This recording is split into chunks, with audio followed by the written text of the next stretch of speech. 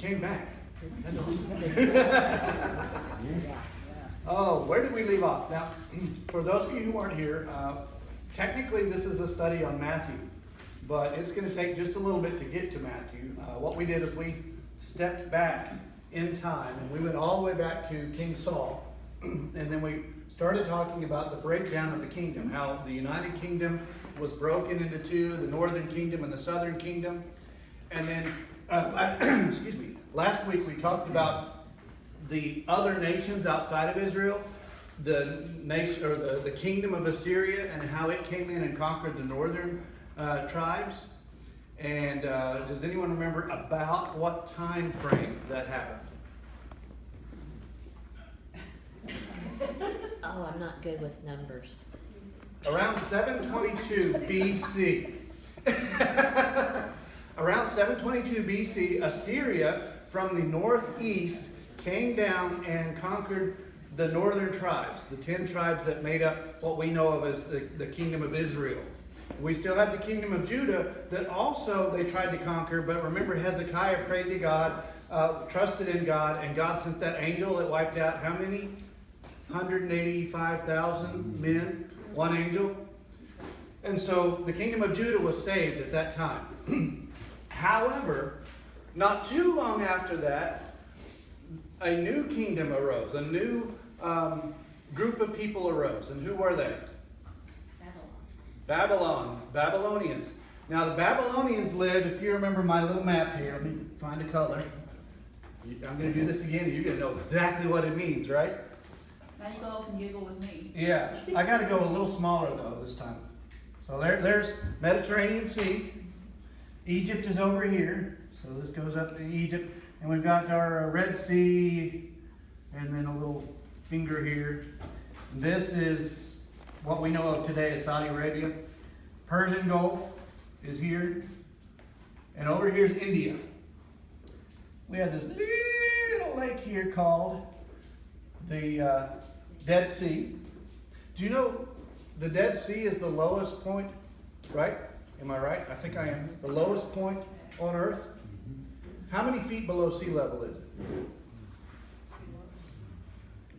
Leon? I don't know if I heard your question. Okay. I thought you said who's seen that. Oh, have you seen it? Yes. Yeah. How many people have seen the Dead Sea? Did you float in it? What? Did you float in it? Yeah. You did? Yeah. It's easy to float in the Dead Sea, isn't it? Because of all the salt. It bears you up more. The Dead Sea is about 900 feet below sea level. Yeah.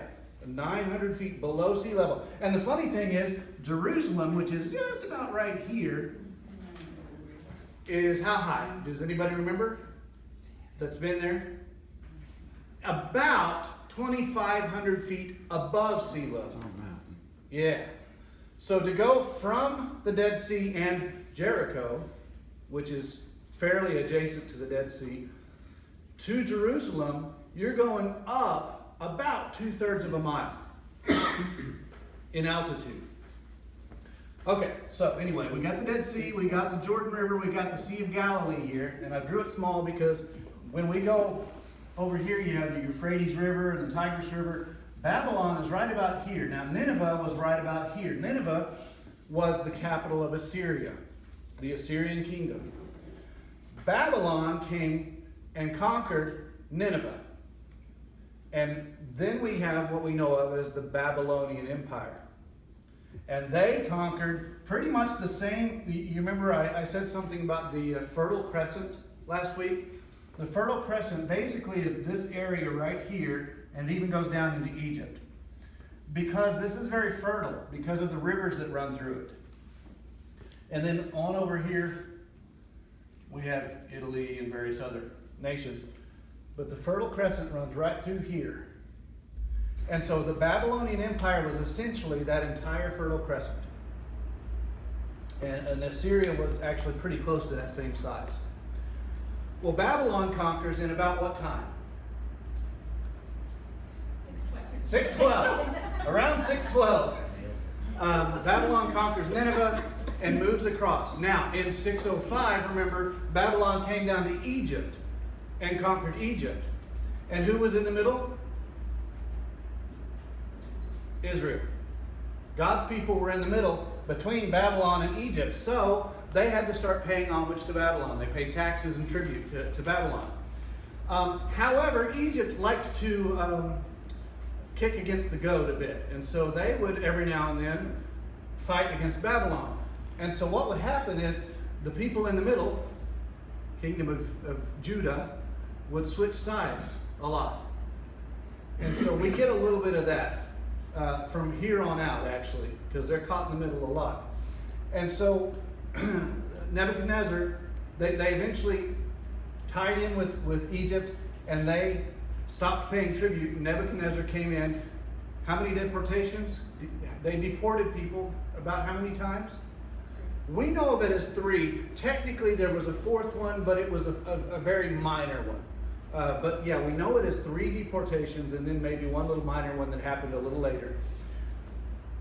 The first one, they didn't conquer Jerusalem. They just paid tribute. That was 605. And then they came in and they actually conquered Jerusalem, didn't burn down the city, but they took over control. And that was when? 597. 597. You're getting this, huh? I'm getting better with numbers. 597. But Jerusalem and King Zedekiah, the last king that we see seated in Jerusalem, decided to rebel against Babylon, and Babylon came in and actually wiped out the city. Not only wiped out the city, broke down the walls, and burned down the temple, broke down the temple. And that happened when? 587, 586 BC. And so he took most everybody at that point, whoever was left that meant anything, off to Babylon. Now, were they slaves in Babylon? No. No, they actually had a pretty good spot. They actually had a settlement just south of Babylon. I cannot remember the name of it. I don't know if I actually wrote it down or not.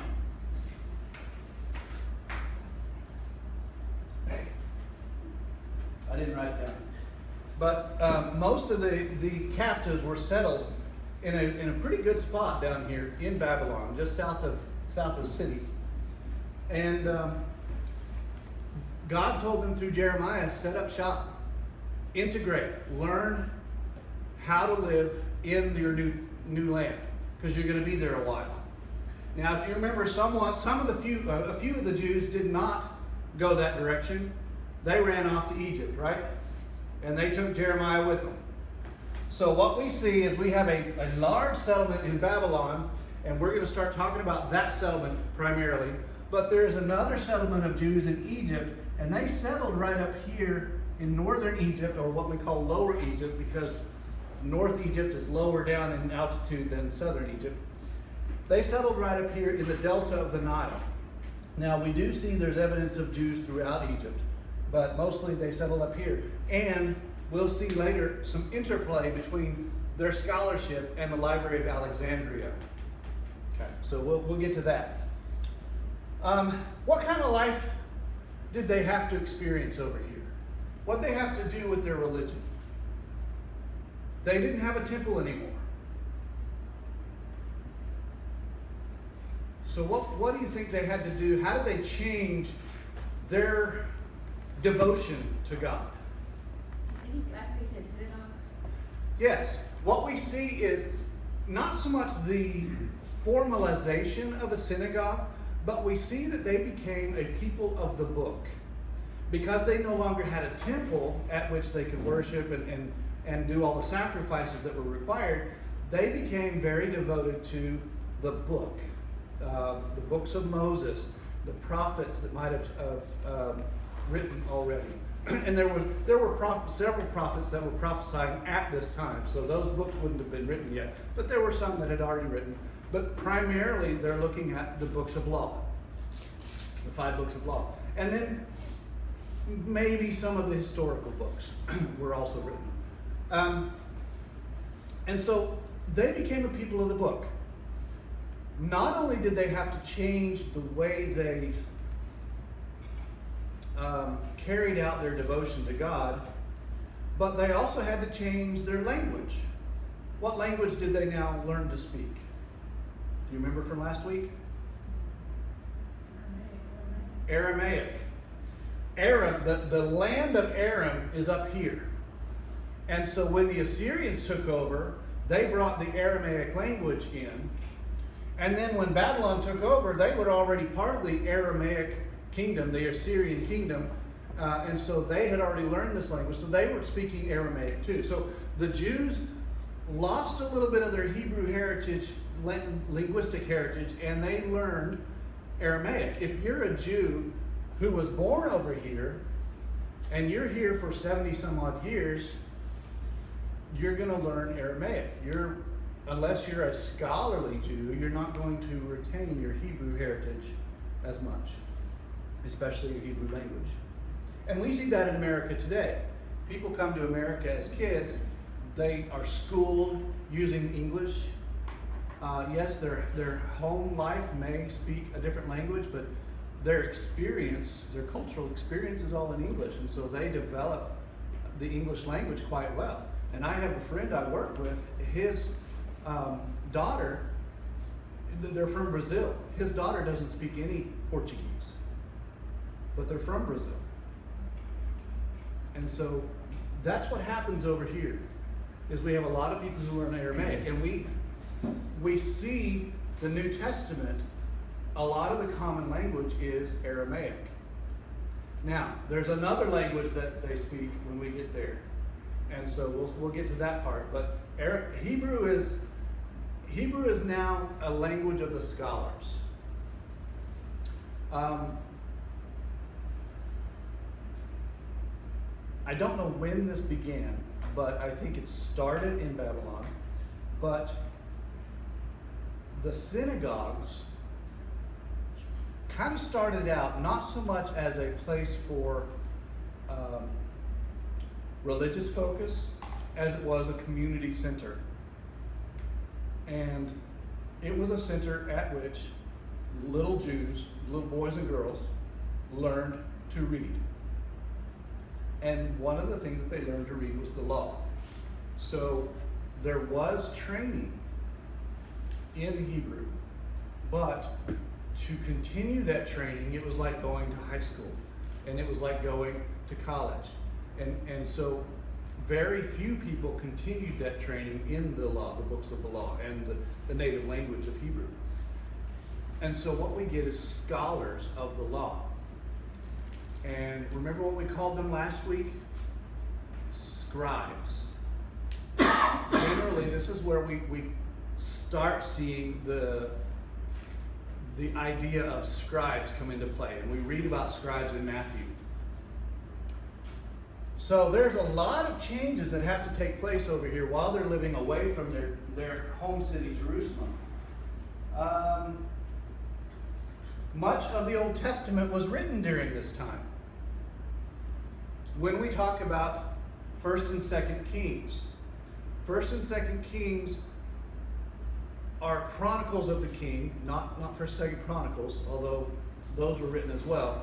But 1st and 2nd Kings are like a running history of what happened in each king's reign, during each king's reign. So those possibly were written while the events occurred. But Chronicles, 1st and 2nd Chronicles, goes back and retells the same story. It's very likely that 1st and 2nd Chronicles were written quite later. But 1st and 2nd Kings were probably written while they were here and while they were deported into Babylon. Ezekiel was one of the prophets who was deported. He was writing while they were over here. Daniel, we're gonna visit Daniel here in a little bit. Daniel was writing while they were over here. So we get quite a bit of the Old Testament books that occur while they're in the Babylonian captivity. How long were they in captivity? I won't say how long were they in Babylon, because a lot of people stayed in Babylon even when they were let go. But how long were they in captivity? Do you remember? 70 years.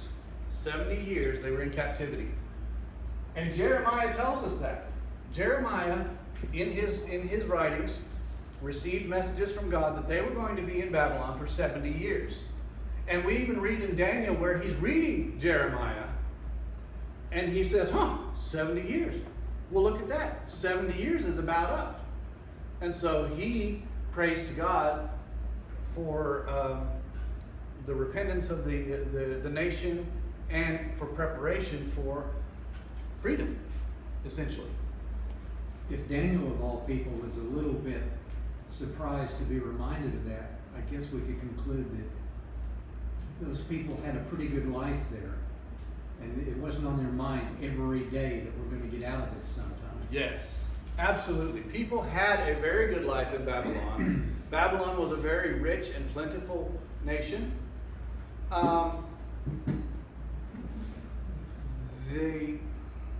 What we see is only 50,000, well, I'm just going to say, generally speaking, the first migration back to Jerusalem was about 50,000 people. Well, there were way more than that in Babylon. So a lot of people really liked their life in Babylon, and they stayed. In fact, the book of Esther happens in that area quite later. And we know that there was a significant Jewish population during the book of Esther, during the times of Esther. So there was a lot of people that remained behind. We are going to start seeing, for the next little bit, the scattering of the Jews. So there will be, we already know there's a big population in Egypt, a growing population in Egypt. This population is exploding. Some of them do come home. Some years later, we have some other events that cause the Jews to go north. So we are going to start seeing Jews happen globally. And I think in a lot of ways this is preparation for Jesus coming. Because the Jews are the forerunners of Christ. They understand the concept of Messiah. They understand the need for salvation. And how are you going to communicate that to the rest of the world? You need to have some forerunners in the rest of the world with some of those religious concepts. And so we see an explosion of the Jewish population to the modern world. And I think that might be God's way of kind of preparing the world itself for what's coming. But yes, absolutely right. They had a good life in Babylon. Just like I believe they had a good life in Egypt for a long time. You know, the 400 years they were in Egypt, they weren't slaves for 400 years. They had a good life for quite some time. And then it was only after a Pharaoh came in that did not like Joseph. And it says he didn't know Joseph. Know is a key word there. It's not that he didn't know about Joseph. He didn't appreciate Joseph. He didn't appreciate the Semitic background of Joseph. He was very Egyptian. And so he's the one that imposed the slavery on the Jews. So until that time, the Jews, they grew in population. They had a good life. They were given good land. They were good pastures. They were, again, in this delta area where it was fertile. And so they were shepherds. They had a good experience with crops and experience with animals. They took all their animals with them when they went out of Egypt. So they had a good time. They had a good time here. Good experiences here. So don't think that the captivity was a sad experience. What made it sad was they were away from their homeland and they were away from their God. But the cultural experience was fine. And a lot of people liked that cultural experience and they chose to stay there even when they were allowed to go back home. 70 years though. Let's look at the 70 years. This is a fascinating piece. 70 is used in a lot of ways in the Bible. one of the ways that it's used is a number that represents completeness. And so it may be, and this is where I'm going to walk on the I don't know, but I'm going to lay out some ideas for you, and you can take home what you want to take home. It may be that 70 simply meant the completion of the punishment that God was going to have for his people. Remember in Deuteronomy when he says, if you obey my laws, you will be blessed. But if you don't obey my laws, there will be repercussions. These are the repercussions. So it may be that the 70 years is just a time period of completeness for those repercussions. However, it may be that 70 was a specifically chosen number by God. And if we go back, and I'm going to take you a couple of places. Well, first off, let's do look at Jeremiah, where Jeremiah said it was 70 years. Jeremiah 25. Let me see if I can flip there really quick.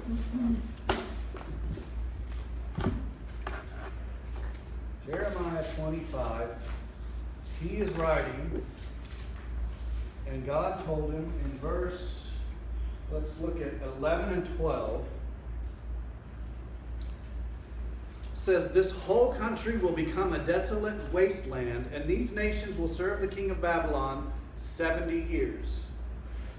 But when the 70 years are fulfilled, I will punish the king of Babylon and his nation and the land of the Babylonians for their guilt, declares the Lord, and I will make it desolate forever. So basically, Jeremiah specifically says it's going to happen, and you're going to be there in captivity for 70 years. And when Daniel reads this, he's like, oh, look, 70 years. And I remember when I was taken, and let's count 70 years up, and oh, time's about up. Isaiah, I also have here Isaiah 48. Let's look and see what that says. Isaiah 48, verse 20.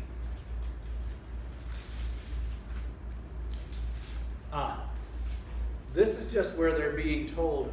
Isaiah prophesied primarily before the captivity, but he was conveying messages from the Lord. And he says, leave Babylon, flee from the Babylonians, announce this with shouts of joy and proclaim it, send it to the ends of the earth. Say, the Lord has redeemed his servant Jacob. So they could look at Jeremiah and say 70 years. They could look at Isaiah and say, oh, sure enough, we are going to be leaving, and we're proclaim it gone. And so that's where we get that it was 70 years by prophecy.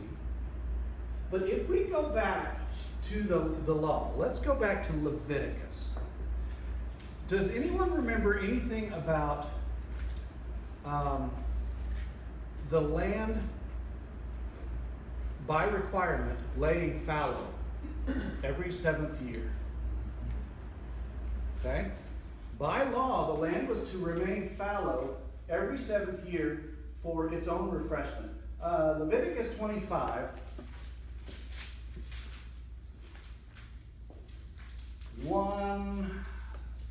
Quite a bit actually. 1 through 13. 1 through 12. Yeah.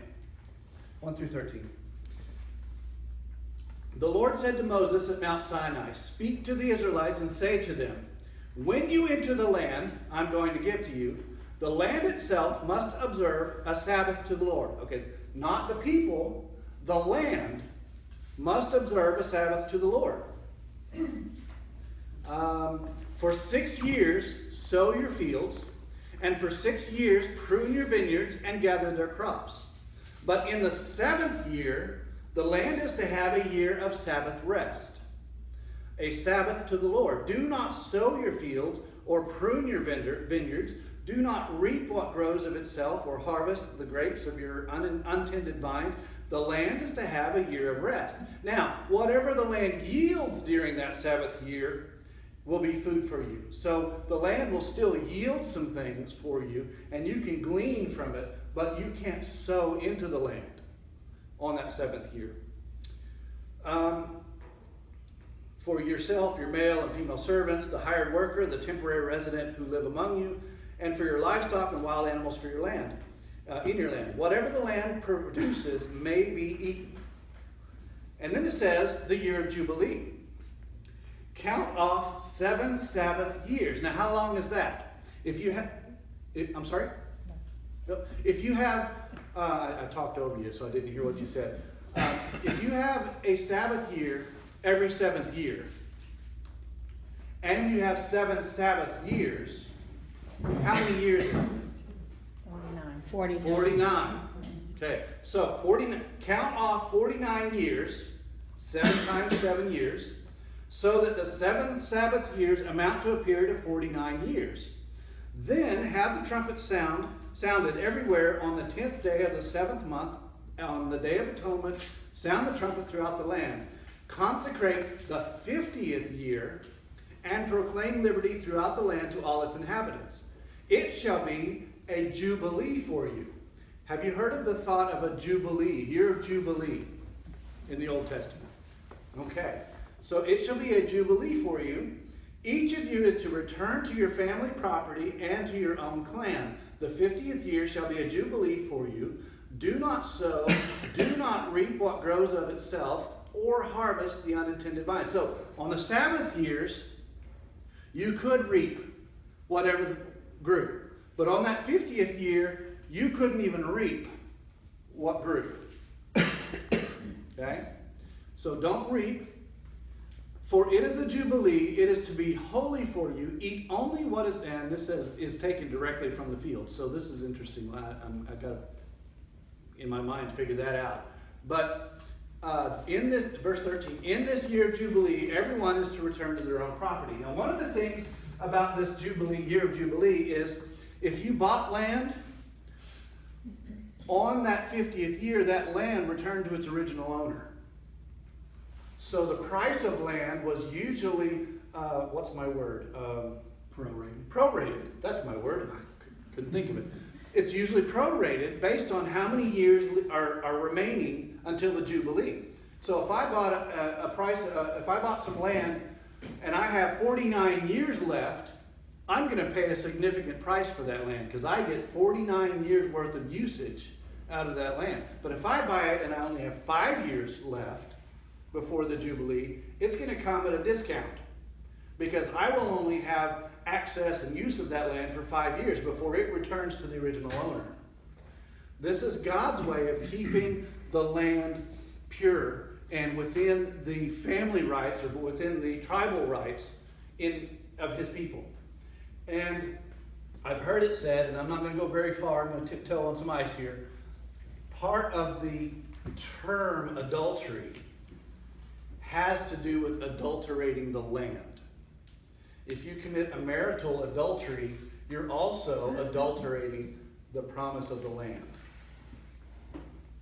Okay, I'm just going to leave that with you for a little bit to stew on. It's something that I heard recently, and I haven't dug into it, but I'm like, I got to think about that a little bit more.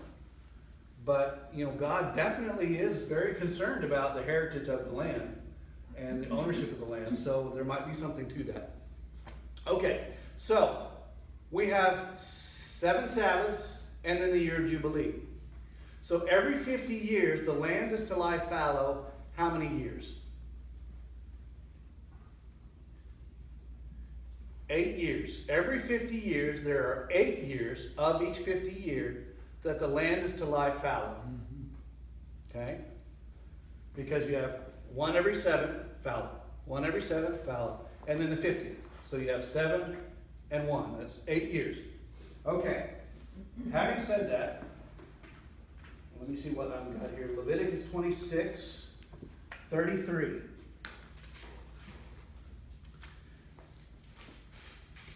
Okay, here's where he's saying, if you don't do this, I will scatter you among the nations. I will draw out my sword and pursue you. So if you don't obey my principles, I'll scatter you among the nations. I'll draw out my sword and pursue you. Your land will be laid waste, and your cities will lie in ruins. Then the land will enjoy its Sabbath years, all the time it lies desolate, and you are in a country of your enemies. Then the land will rest and enjoy its Sabbaths. All the time that it lies desolate, the land will have the rest it did not have during the Sabbaths you lived in it. Do you get that? If you don't give the land the Sabbaths that it requires, I'm going to force it. I'm going to take you out of that land and give the land the rest that it requires.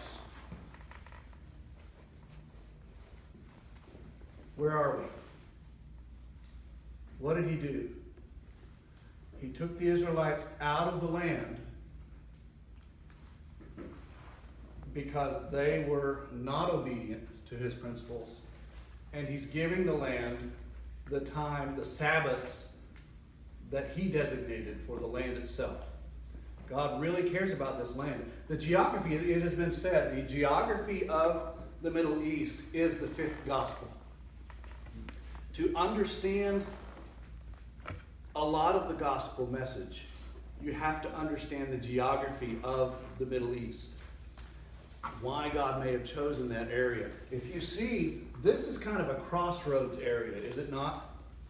This is a crossroads between east and west, west and east. This is a very important piece of property. So understand that the geography of the land is, it's been said, like a fifth gospel. So God cares about the land. And then we can turn over to 2 Chronicles. 2 Chronicles, now Chronicles was written, remember when they're already over in Babylon, the Chronicles are being written probably after they return. It's probably when Chronicles were written, about the time of Ezra. It was estimated when Chronicles was written. So if you turn over to Chronicles, let me get there right quick. And this is 2 Chronicles 36. Oh, 2 Chronicles. Well, 36, it's right there at the end. Verse 21. Actually, I'm going to start at verse 20.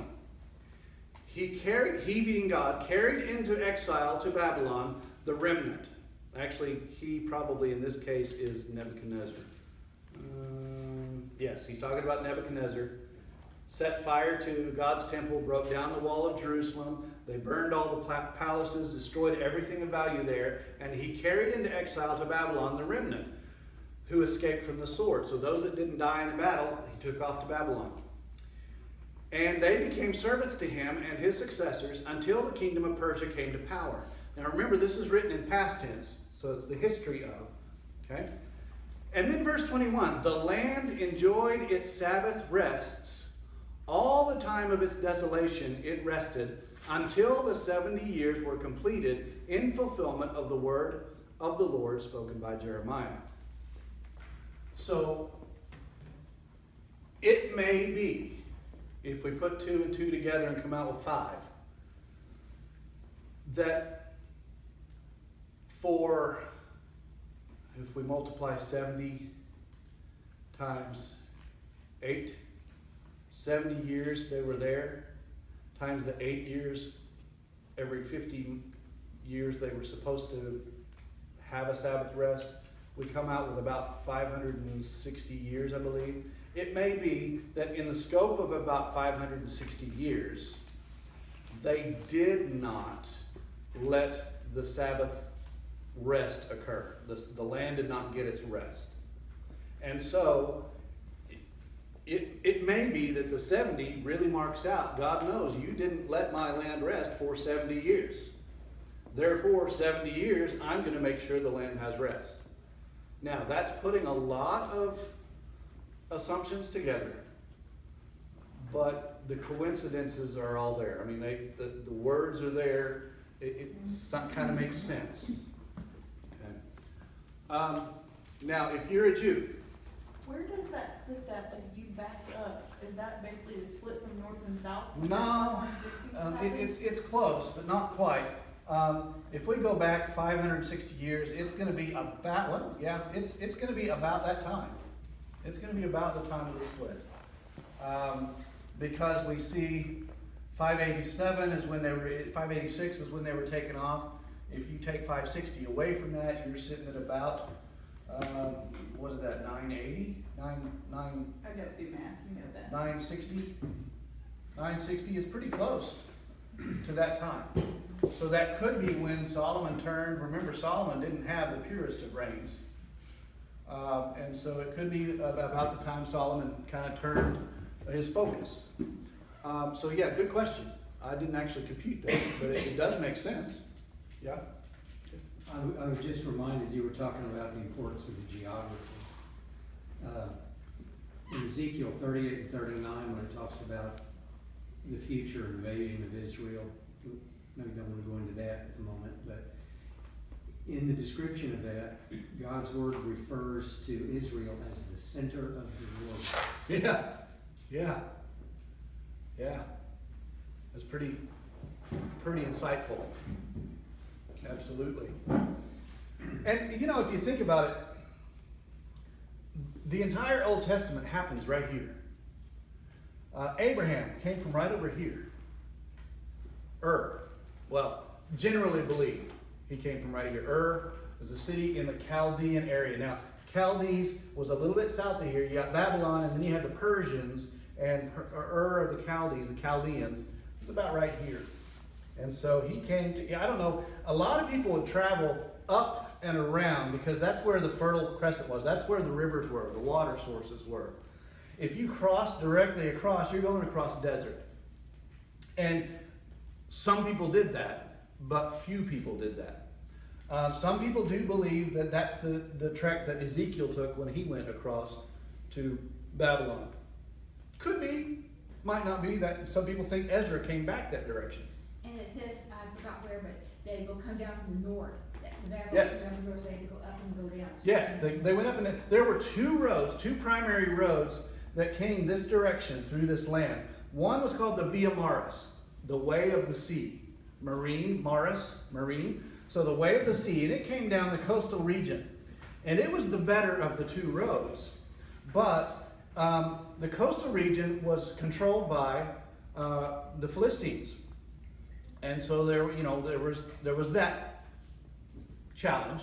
But also, because it was the coastal plains, you had a lot of mosquitoes and a lot of other bugs.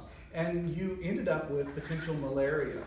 In fact, when we see in the New Testament people have sicknesses, very often that sickness is malaria.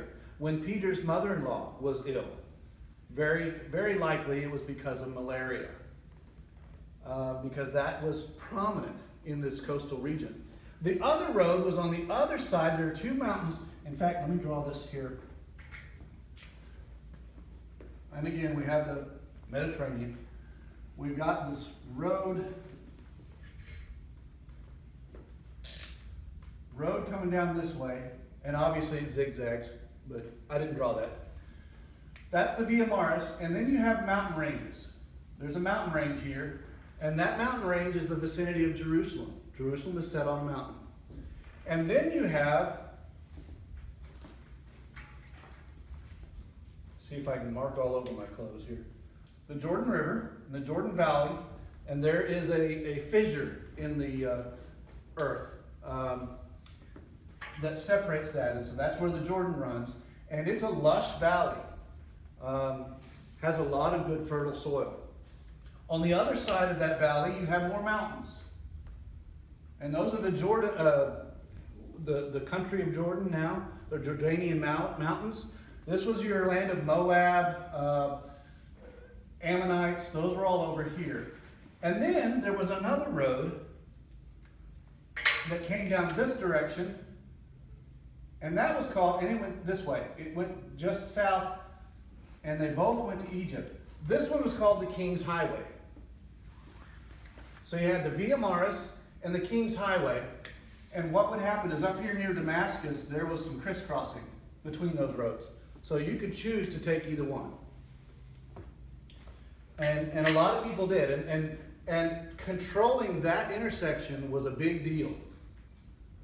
For tax reasons, because you could tax people's use, like the tolls in Oklahoma. You could tax their use of the road.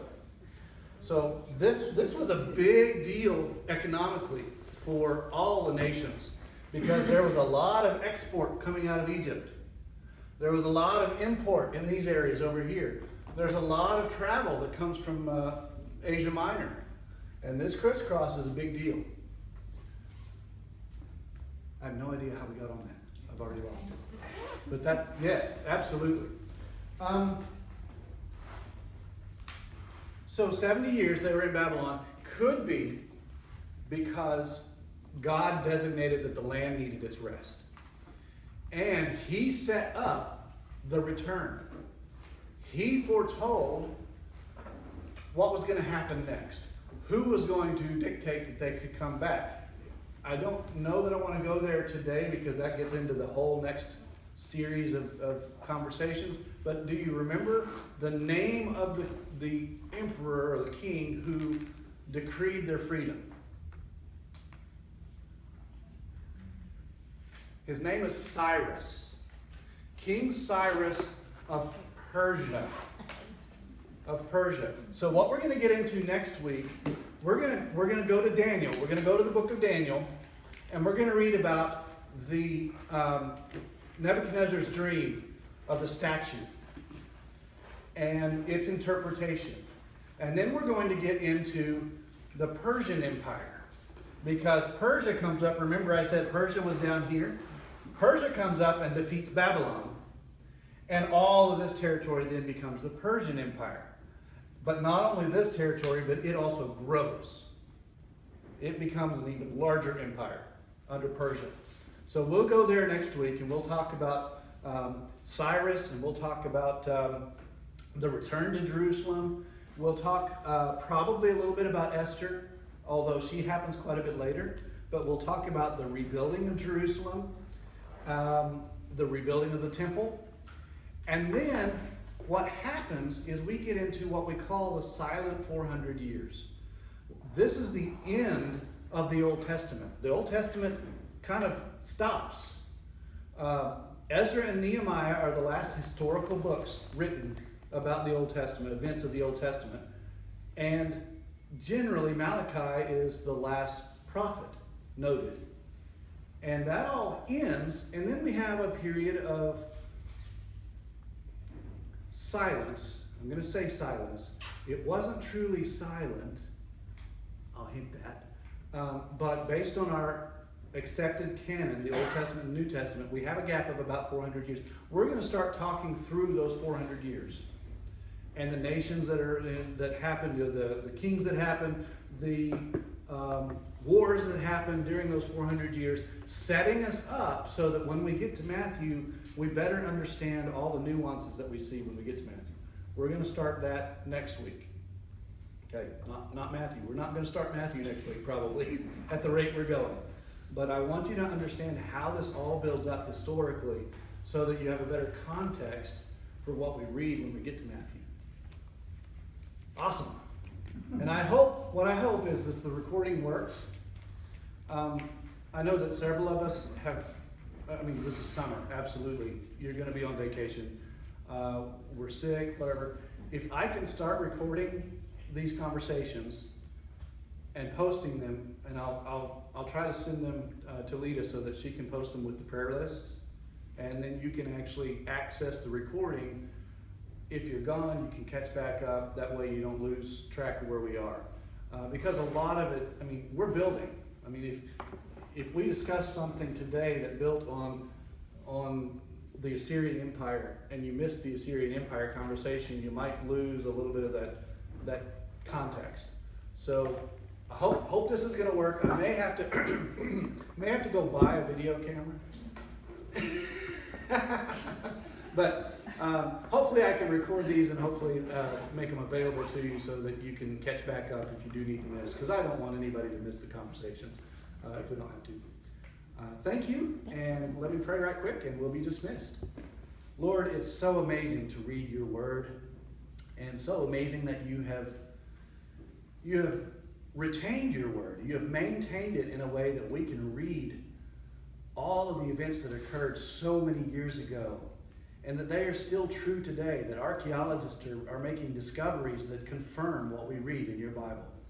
Father, thank you so much that you've given us your will and your words and your way, and that we can study them and we can think through them and we can apply them in ways that affect our own lives. Help us to do that. Help us to be guided by your Spirit. We thank you for the opportunity to open the Bible and to do that in freedom.